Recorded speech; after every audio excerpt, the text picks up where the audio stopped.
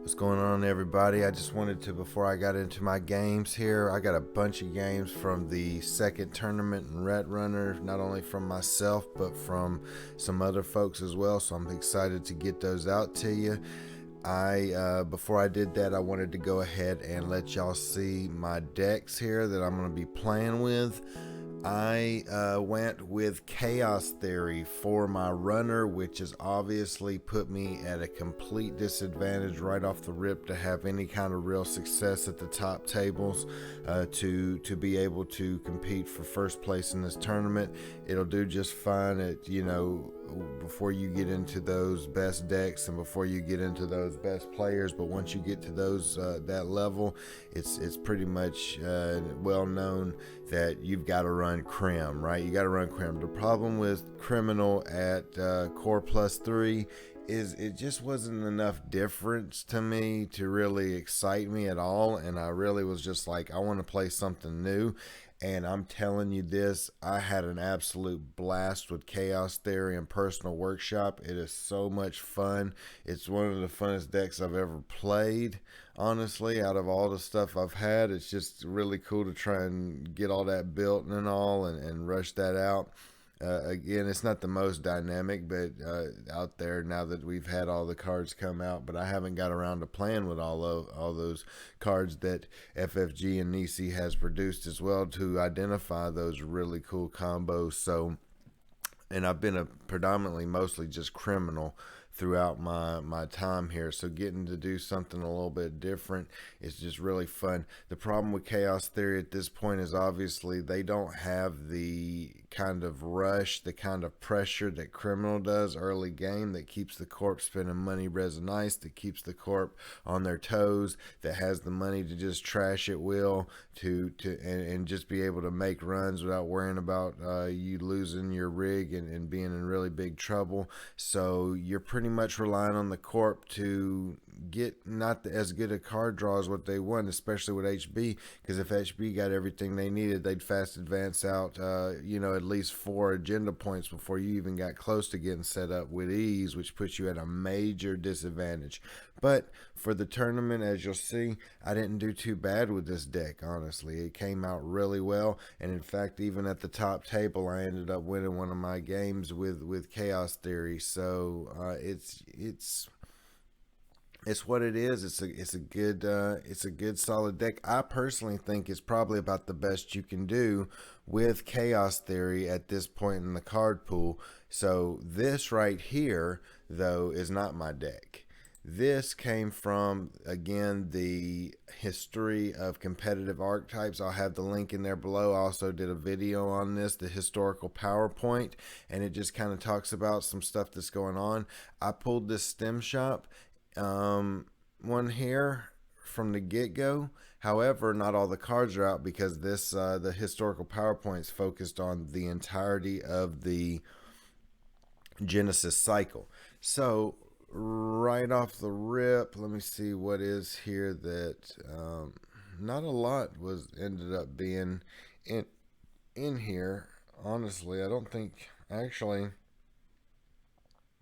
they have anything from the latter 3 data packs. So I've got in this one here, we've got, let's see, I'm looking for the Yogg, the Ninja, Gordian Blade, Fem Corridor, cool. I don't see the Magnum Opus, which is weird. Oh yeah, they ran 3 Armitage Code Busted, and I actually went against that at first. I was like, no, I don't want an Armitage Code Busted, as you'll see. So let's move into my first attempt at this deck here. Okay, I ended up tweaking this quite a bit. I got rid of the Gordian Blade to cut down on and went 2 Yogs. I went with 3 Magnum Opuses instead of the Armitage Code Busting. I went with 2 Compromised Employees. Really wanted to test that out, and it actually didn't do bad. The Compromised Employees aren't terrible in this deck, but I just didn't feel like it did everything I needed to. I went with 2 Personal Touches. 1 Personal Touch. And I went with my stem hacks for money. Did I have that in this? Yeah. 3 stem hacks, 3 Maker's Eye, Tinkering, Diesel, Infiltration. I swapped out infiltration, cut down on some of the modded and test runs. I rarely use this test run. It's just so pricey to me. I get it. It gives you that if you need it.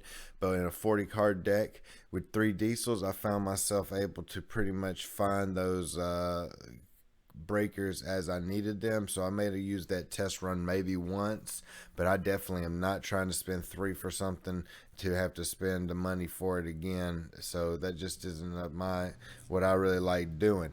That said, let me show you. So I ran this one for a while, and I had a great time with it. It still was doing okay, but I felt like it was a little too slow. And so, right before the first tournament game, I'm talking about 45 minutes before the first tournament game, I went in and made some major changes. Not major, but some changes to it. The big thing is, I'm really the Magnum Opus. I get it. You only have to play that one time, but it is 5 credits to get that out, and the modded can help with that. But I just found I didn't. Anytime I deployed the Magnum Opus, I just didn't use it like I needed to really make my money's worth on it. But when I had Armitage Code Busted, I would be jamming those, and it didn't really feel like a tempo hit when I installed the Armitage Code Busted. And that just might be a fill-in situation. I really feel like analytically, it seems like Magnum Opus. If you get it, you put out one time for 5, because you're going to spend 3 clicks and 3 credits if you have to use all 3 Armitage Code Busting, which means you're ended up spending 6. Really, I guess it's about the same, honestly, because you're spending 1 click and 5 credits to deploy Magnum Opus, and you're spending 3 clicks and 3 credits. And if you're counting a click as a credit, which I think a click's a little bit more valuable than a credit, because drawing a cards can do a lot more than the basic credit action. So I don't necessarily count that. I guess Magnum Opus is a little bit better, but for me in this deck, it ended up working out just fine with the Armitage. So this is the final product here. I actually swapped out, I got rid of that Ninja, I got rid of the 2 compromised employees, and I added an account siphon. I needed a little bit more money on this thing.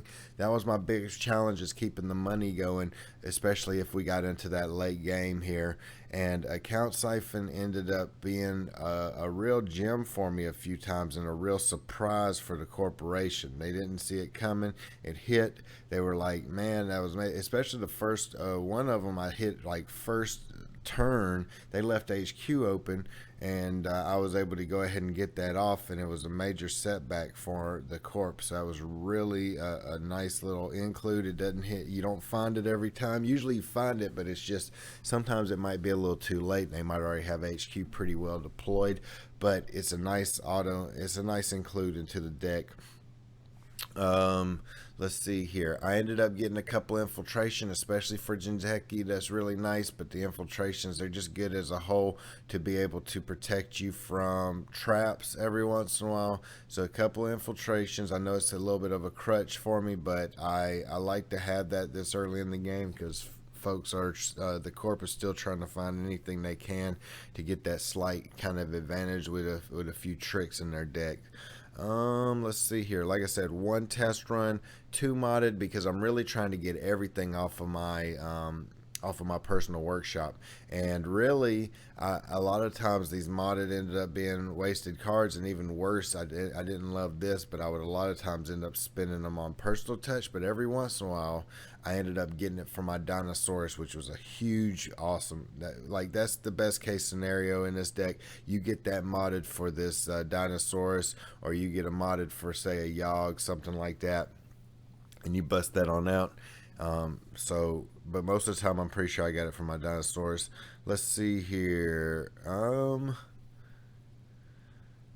The other really, I mean, like I said, I changed from 1 personal touch to 2 personal touch and 2 Dinosaurs and 1 Plascrete. I got 1 piece of protection against Wayland, but again, and sometimes it's hard to find, but I'm banking on people not really playing Wayland right now, because I think Wayland is completely garbage against Crim, which would make you rarely want to play that, because of the situation where they now have, everybody's got Plascrete Carapace, and then Crim still got their other stuff, and everybody's pretty much learned how to play it, and a lot of people got to see that it was hard to pull off that combo in the original core. So I don't think you saw a whole lot of. Matter of fact, let me look here. What did we get for Waylon? We got a 14%, so 5 players ended up playing Waylon in this tournament. I mean, I think it was a smart call because I really didn't feel like a lot of people were going to be playing it versus HB. HB actually feels like you've got a chance to win, and you really do. It's a really great faction, which we'll get into in a second. And for my breaker suite, I went straight up Femme Fatale. I know it's crazy, but I would just pretty much I'm gonna throw a Yogg if at all possible, usually on one of my Dinosauruses, and I'm gonna throw a personal touch on a Fem to get it up to 3. Every once in a while, if I needed to, I would throw the Fem on the Dinosaurus to bump it up to 4, and the Yogg on personal touch to give it 4 strength, which would end up letting me get through those chums in Jinteki. And so, but it would put me in a real detriment if I'm dealing with a toll booth. However, the 2 Fems, sometimes I might even have to use a second Fem on that toll booth, which ain't great. But there's a lot of lanes, and they couldn't have, most of the time they couldn't have a toll booth on every server. So I found some place to run, as you'll see. So 3 armatives code busting. This and stem hack is pretty much my money here. And if y'all have never played a personal workshop deck before, what you do is you basically run a stem. You put your cards like this and even your hardware onto your personal workshop, and then you make a run with stem hack, and you deploy what you need and possibly some to go ahead and get that stuff out for pretty much free. Now the thing for me that I ended up going as a second way to protect against any type of kill combos was Public Sympathy. Most people say they hate this card, but for me, I find it to be quite valuable. I really didn't look at it as a protection against Waylon, but it oftentimes helped whenever I had 6-7 cards in hand. But excuse me, the big thing was that I ended up using this so that after I used a couple of stem hacks to get all of my stuff out, I would then still have about a 5-card limit. If I deployed one of these, I would still have hand size of 5 cards, which I deem to be, like I said, valuable in certain ways to against protecting against the kill. So Public Sympathy, and it let me draw a bunch of cards because a lot of times I was searching at an aggressive rate. It let me draw a lot of cards without trashing a lot of cards, which is important, especially with Jinteki, because man, Jinteki, it'll get down to the final card. Sometimes you're sitting there just like, I gotta find an agenda, and if you mess around and find a fetal AI, which happened to me one time in a practice game, I found I had 6 points. I needed one more. They was on game point. I ran, and it ended up being a fetal AI, which means the 2 net damage took effect before I could steal it. Obviously, the PEID ends up doing a net damage after you steal it, but if you're on game point, that doesn't matter because you win the game before that fires. So, anyway, that is my runner deck. It went through a few different iterations, but I feel like this is a very solid deck. Check it out. Play with it. You will have a blast. Again, you want to get that Dinosaurus out. You want to put either that Yogg or that Fem on it, and you want to put a personal touch on one of these 2 right here, and I guarantee you will end up having a blast trying to get that all set up and then start running and making moves against the corp and putting pressure with Maker's Eyes and just all kinds of things, and even an account siphon, surprise account siphon. So this is a fun deck. I encourage y'all to, if you're into this card pool, go check it out. Now let's get into my HB deck. My HB deck I actually built kind of from I built it from scratch because on this historical PowerPoint they only have a Jinteki deck, and really that's for again the whole card pool. So I started out with a HB. I ran I'm pretty much looking to get 2 2s and a 3 if at all possible, right? So I'm going fast advance. I'm going Adonis money, one trap. I got one trap in here just in case. I'm going more money. I'm going more money. I'm going money. I'm going. Oh yeah, I got my snare. Got to have my snares. I don't know if you know this, but got to have my snares in my corp decks because I just love them. Just a little crutch for me, but that's all right. Now, when we get into the ice suite, here's where I do something a little bit different for some other people. I am going kind of like I could almost consider Viper almost a mid level ice. It is huge for those Yogs, right? You throw these Vipers out along with some Ichis and you get all that set up. If you get these Vipers and Ichis across the central servers, those data sucker ability is like really hard to pull off. It's super expensive. They might get a data sucker token, but if you just use a ninja, or if you use if even if you use the FIM, you're still paying 3 right here. Then if you have a Crypsis and I got a Viper Ichi over each other, the real key to this deck, and I'm telling you, is to layer these Ichis and these Vipers and these pop-up windows and even a Roto turret at times, and sometimes you got to get that Chimera in there. You're putting all those on you're getting a couple of ice across your central servers, especially once they get that data sucker token out, and you're pretty much locking them out of HQ unless they want to make a super hardcore run and spend lots of credits just to get one data sucker token, which still ain't enough to take care of the toll booth here. So, and then you're just fast advancing. You're making massive amounts of money. All you're doing is holding them off, keeping those data sucker tokens low until you can, and just making money. Every time you install a card with this ID, you're making a buck. It just makes life so easy making that money with this deck. You're throwing these out. Another thing that I'm constantly doing in this deck is I'm throwing out these. I don't even care if they trash them. That's their money. That's their time that they're wasting trashing these cards on the left and right. And if they leave them, then I'm making so much money for my fast advance, because Biotic and Sand cost a lot of money, just so you know. But and then I got a little bit of ash going on to kind of protect those cards. There's so much you can do. Check out my games. I think I played them quite well. In my last game, unfortunately, I had it. I didn't have that game, but I sat there and I went too aggressive thinking, and you'll see the game. I don't really want to spoil it. I went too aggressive because I had won my runner game and I just wanted out of here. I wanted to have a chance to get that sweep, man. And I sat there and went way too aggressive. I was playing against a shaper, and I just made some moves that I normally wouldn't make with this deck, and they ended up having what they needed with their tinkering and everything else to just pull my agendas every time I threw them out, and I got beat. But other than that last time, I went 3-1 with this deck in the tournament, and I think you'll see that my play is pretty solid. Just keep those things in mind that I'm sharing with you here. So anyway, money, fast advance, get fast advance or money back, protect the server along with your ice. And after they've made it through all this expensive ice, like an Ichi and a toll booth, and they done spent like $8 and all they got's like 4 left, boom, flipping ash. Now they can't even barely trash the ash, but even if they do, they got to come back through there for another 5, 6, 7, $8 to even get in and trash my cards or steal my agenda. So it just bought me time, and then I'm fast advancing. It's just a beautiful deck, I'm telling you.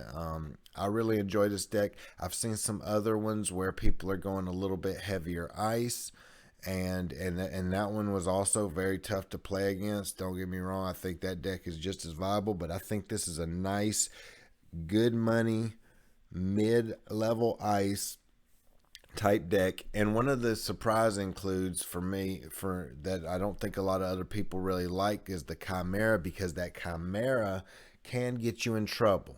Okay, it can get you in trouble if you put it out and they just start making you res it every turn. That's $2, and if you're low on money, that's going to get tough for you to constantly res that, and it's going to set you back. So you really want to place that Chimera where you need it. My thought process is occasionally I'd have to go central because that was the only ice I had at the beginning of the game, and it would hold it off one turn. But another option is, my best option is to throw it over there on a remote one turn. On the next turn, go ahead and throw out, or even maybe even on that turn, throw out one of those 3/2s and pretty much make them come in and get that, with the understanding that there's only so many cards that can get past this before they get a full suite of breakers. So it really does have some good options for you, and I really enjoyed using it. I think I used it relatively well, except for I think that last game. So go in and check out my games and tell me what you think with my 2 decks. You think it could be better? Tell me in my play what I could have done better. Also, just enjoy the tournament. It was a fantastic tournament. I got 6th place out of about 32, initially 34. I think it ended up going to 32 players, but you know, it was a good tournament, and I got to the top, and I split with the top players, so I held my own versus just getting up to the top like I used to and getting beat down and sent back down to, you know, the lower tables again. I stayed right up there and kept fighting and split both games. My next goal in life is to one day be able to get to the top tables and maybe get some sweeps, so that's what I'm working for now. But anyway, check out the tournament games coming soon, and I'll catch y'all later.